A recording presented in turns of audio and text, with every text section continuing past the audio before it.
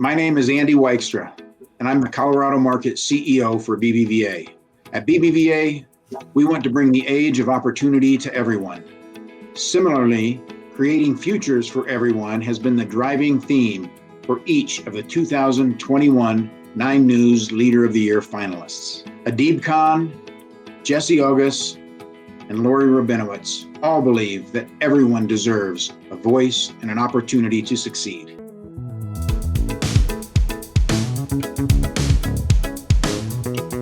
Adib is committed to always doing the right thing for his family, his colleagues, and his community.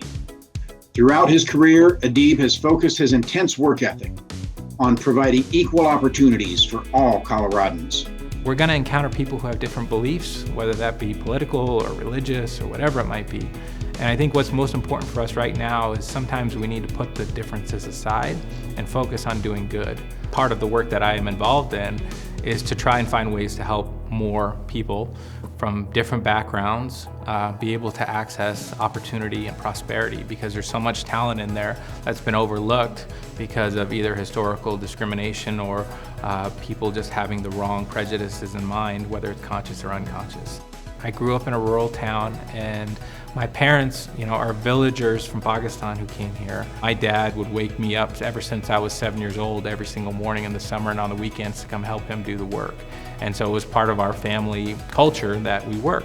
One of the things I've learned is that what we can do is really affect the community around us and focus our efforts on the people who are around us, the nonprofit network that's around us, to really drive change. What my commitment is to be resolute in doing my job and working diligently to help so many individuals who are struggling. Jesse is committed to advocating for those who are vulnerable, giving a voice to the voiceless. Through integrity and compassion, he has empowered others to lead and build relationships that make our communities stronger. Helping give a voice to the voiceless is something I'm extremely passionate about. I mean, my own experience, being sexually abused at the hand of a family friend, not being able to speak my truth, not being able to share that. I lived with that, and I still remember how that felt inside. For me, bringing a voice to whatever issue it is brings awareness.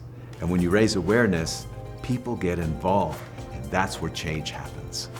I've always believed that you have to empower your people. You have to listen, because you won't have your finger on the pulse of the organization without being a good listener, without empowering, and without allowing failure. Every step in my life, there have been points of failure for me. But from that failure, I picked myself right back up because I learned, and it made me better. I humbly call myself a leader because I have been privileged to work alongside some amazing individuals. My thing has always been surround myself with people who are smarter than me, who are better than me, because not only can I teach them, but they can teach me, and together we can build an unstoppable team.